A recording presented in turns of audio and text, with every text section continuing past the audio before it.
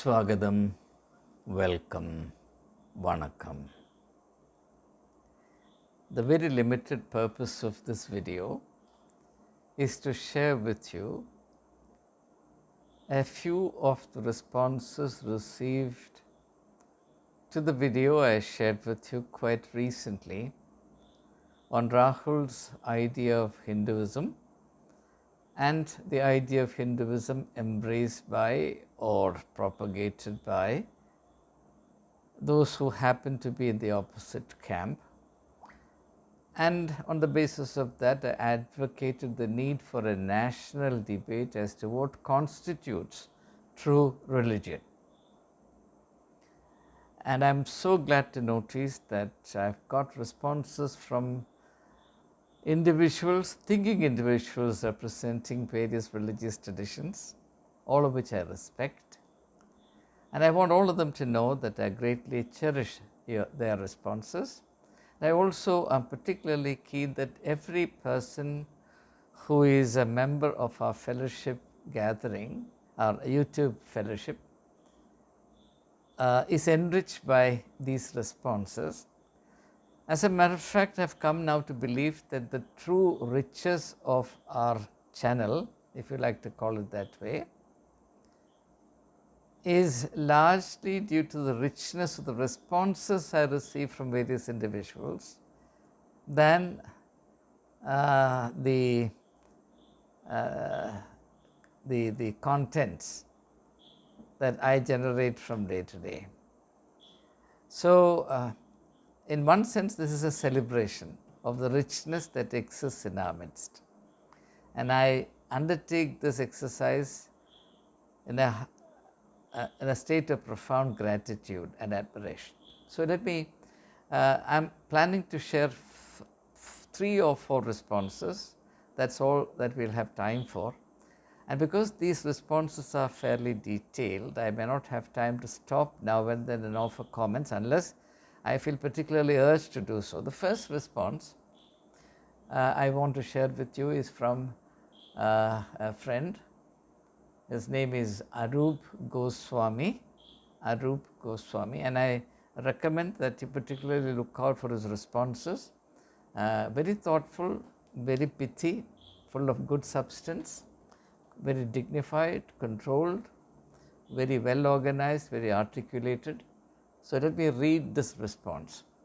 Amartya Sen, within brackets he says, wide argumentative Indian. He's making a reference to Amartya Sen's book, The Argumentative Indian.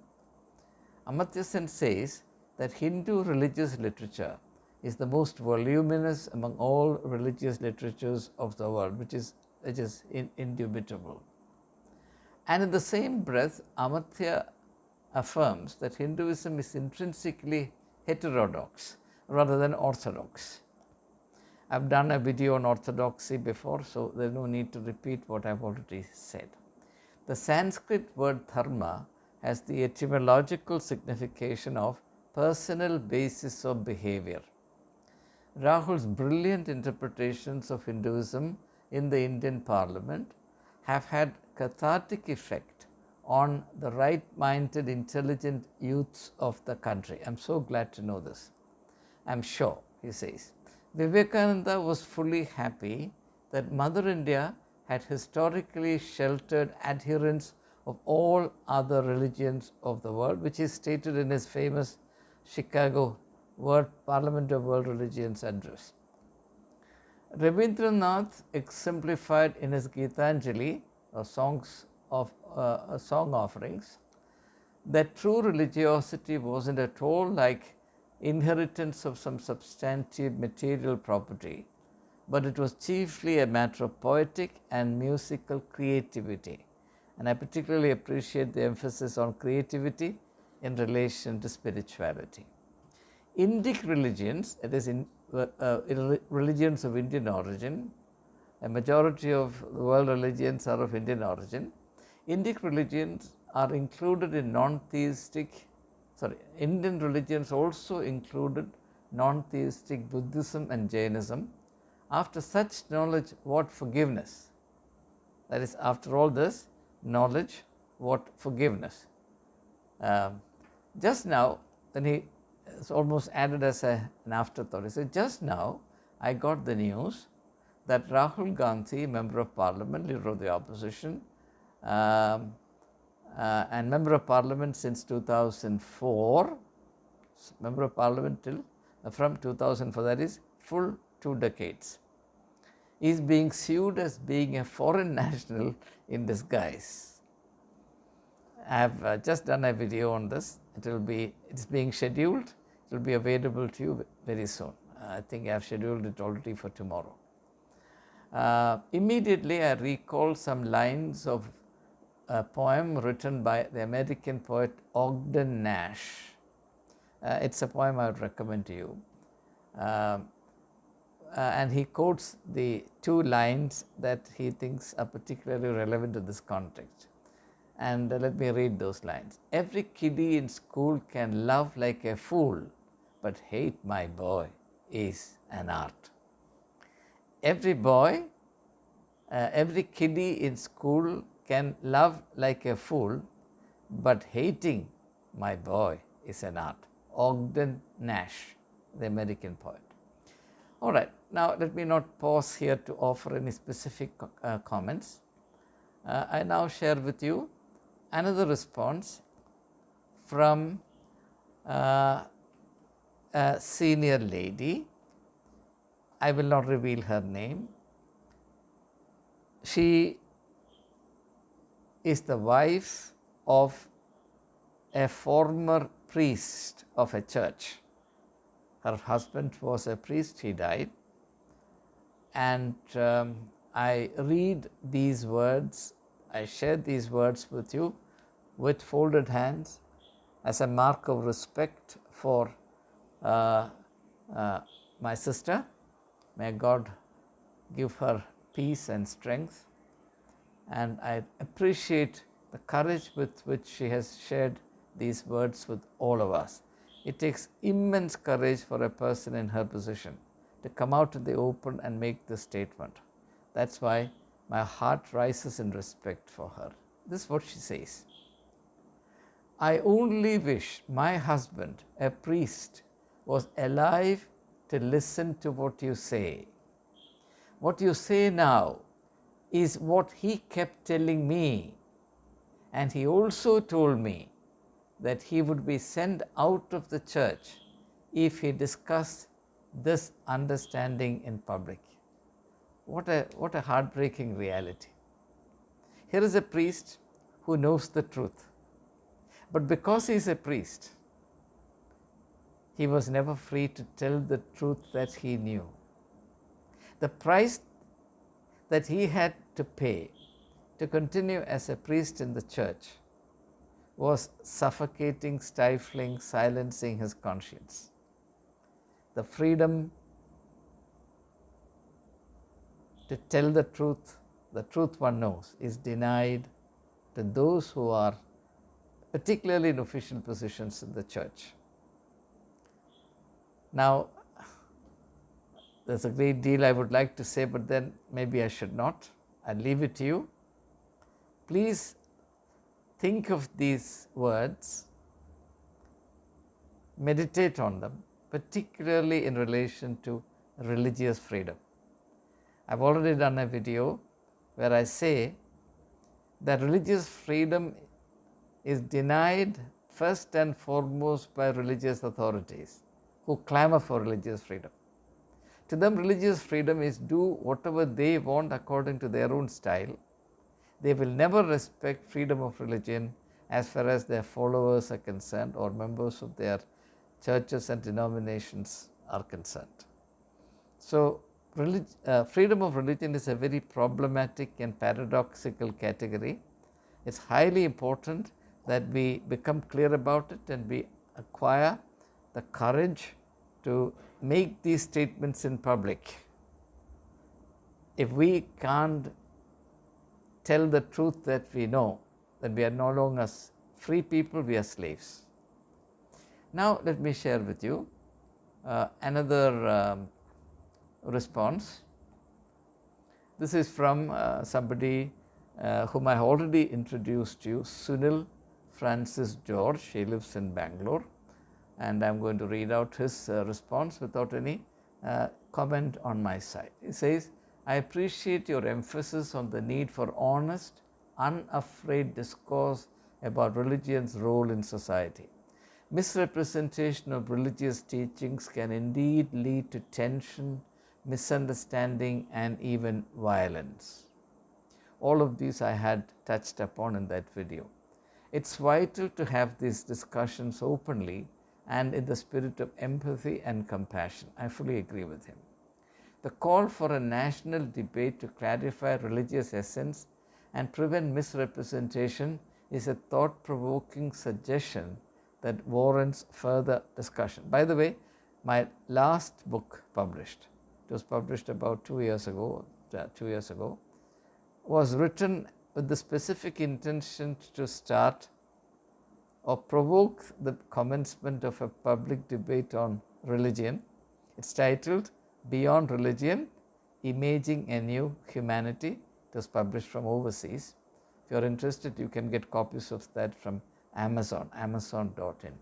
So the call for a national debate to clarify religious essence and prevent misrepresentation is a thought-provoking suggestion that warrants further discussion.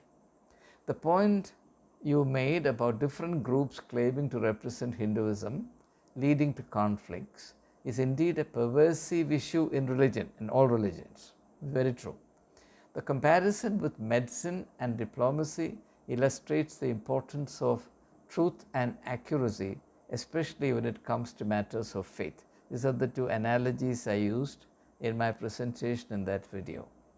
And then he quotes from the Gospel of Matthew chapter 5 verse 9, which reads as follows, Blessed are the peacemakers, for they will be called children of God. Open, honest dialogue can be a form of peacemaking in society in our times. I want to thank Francis for giving us this very, very valuable, thought-provoking text. Now let me conclude by sharing a little more detailed text by somebody you're already familiar with. Many of you now have developed great appreciation for her. I don't mind revealing her identity because she has no objection. Her name is Nitya Dakshinamurthy. She too lives in Bangalore. And let me read out her text. Like they say, cataract is the third largest cause of blindness. Religion and politics remain the first two. If you make a list of the three major causes for human blindness, she says the first is religion, the second is politics, the third is cataract. I appreciate that sense of humor. Thank you, Nitya. Creation is God made, but religion is man-made, and is therefore bound to have imperfections and flaws. However, at their very core, all religions are beautiful and light-filled and, within brackets, not surprisingly, the same. Because truth is universal and eternal, independent of space and time. So whatever is universal in the core of a religion will automatically be shared by other religions, because the core of all other religions also comprise universal truths. So what is universal in religion A will certainly be akin to what is universal in religion B, likewise with religion C, D and E and F. So it's simple common sense that there will be a commonality as far as the core of inner light in each religion is concerned, and that's the point she is reaffirming. I stated it in my video as well. So there is total agreement between, I'm sure not only between Nitya and me, but among all of us. However, what is terribly disappointing and deeply disturbing is the way they are practiced, advocated, represented and propagated. So much so that the path of God and the path of religion today are not only different but diametrically opposite. I think that's very well put, and we need to pay a lot of attention to it.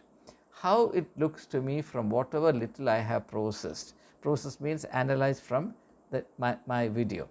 she identifies two major areas. Let me just read it out. The self-proclaimed guardians and leaders of religion almost always have vested interest in mind and care neither about religion nor God nor the people they are supposed to lead or guide. They powerfully influence, even alter the minds of people using their powers of articulation, influence, charisma to fulfill their unwholesome agenda. Point number 2. On the contrary, the people who are led are sincere. She says those who are leaders in the religious domain are crooks or not very honest people, whereas the led are very simple and sincere people, unlike their insincere leaders with malafide intent. However, this sincerity in practicing their religion also tragically becomes their undoing, that the sincerity of the believer goes against him or her, because then they become playthings in the hands of the religious leaders who take advantage of them. Because sadly they haven't spent enough time in reflection or serious pondering, and hence haven't developed their ability to discern, to assess, to think for themselves.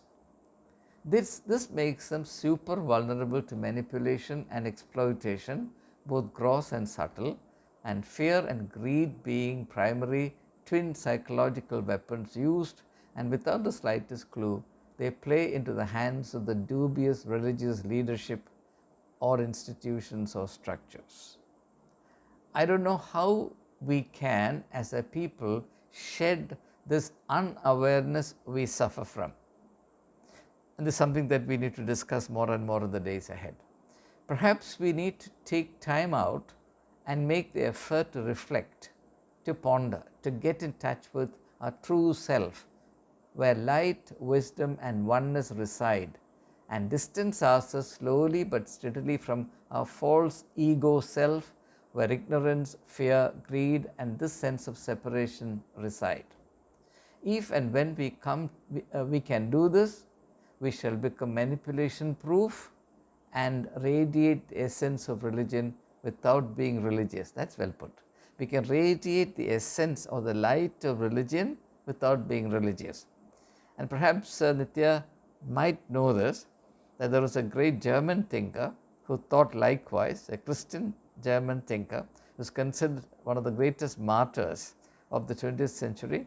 His name is Dietrich Bonhoeffer, who said that if you really want to practice the way of Jesus Christ, you need churchless Christianity. Now that's something, it is something similar that Nitya is saying, to radiate the light of religion without being religious. I am also reminded of the words of Saint Francis of Assisi, who said, preach religion by all means and use words only if necessary. Preach religion by all means, but use words only if necessary. So it's a very beautiful thing to be able to think freely. Remember, the very sad and heartbreaking words are read out to you in the beginning, where the wife of a priest who is no more, the priest is no more, tells us that her husband thought exactly as I think now, and he used to confide in her, at the same time also share with her his fear that if he spoke out, if he remained true to his conscience, his convictions, he would face serious difficulties and he would be expelled from the church. Now this is something that we need to really take very seriously, and I also have to say this to you, that even though the officialdom of the church has unleashed a major anti-Wilson propaganda, somewhat succeeding in persuading many people to believe that I am enemy number one to Christianity, I have come across several priests in recent times, even after this orchestrated campaign of vilification has begun and has been inflicted on me. Many young priests who have in private told me that they fully agree with everything that I say, except that they are not free to acknowledge that in public. And of course, as is to be expected, lay people in very large numbers have told me the same thing. Now, I feel sad about it because I see no reason why the way of Jesus Christ should be degraded into a den of slavery to the so-called believers.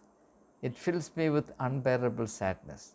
Jesus came to set the captives free, but in his name, a religion of oppression, a religion that denies to people the freedom to be true and faithful to their own conscience, the freedom to live by their understanding, their conviction, and their own longing of the heart, has been erected. I think this is worse than the crucifixion of Jesus Christ. And I speak as one with unbearable pain. This should not have been the case, but unfortunately that is the case. And because people are nurtured in this slavery from birth onwards, many of them ardently believe that this is the norm, and even those who feel that this is not the norm, they with great fear and trembling believe that there is no alternative. This is the only way possible. They can't imagine a different way of understanding and practicing the way of Jesus Christ. Now, all this is really unbearably sad. It should not have been like this. Unfortunately, that is the case. I wish another Jesus would come and deliver the people yet again. Jesus said, I have come to set the captives free. I can only pray for the captives in their millions who live today in a state of extreme, lamentable unfreedom. The worst form of slavery is the state in which one is not able to follow one's own conscience. Even in the days of hardcore slavery, in which slaves were bought and sold, they could follow their conscience in their religious matters. The slave owners did not pry into their conscience and deny them the freedom to at least entertain these thoughts and to share these thoughts among themselves. Our unfreedom, our religious slavery, our religious unfreedom is a lot worse than that. And that's the condemnation. This is also the reason why I cannot resist and desist from sharing with you whatever little understanding I have. And my offerings are made in good faith because of the faith I have that people who come to know the truth of the Spirit, the ultimate truth, will on their own abandon the yoke of slavery and come to the way of freedom and human dignity. That's all I want. My life has been, is, and forever will be dedicated to this cause, for there is nothing higher that I can imagine. Jai Hind.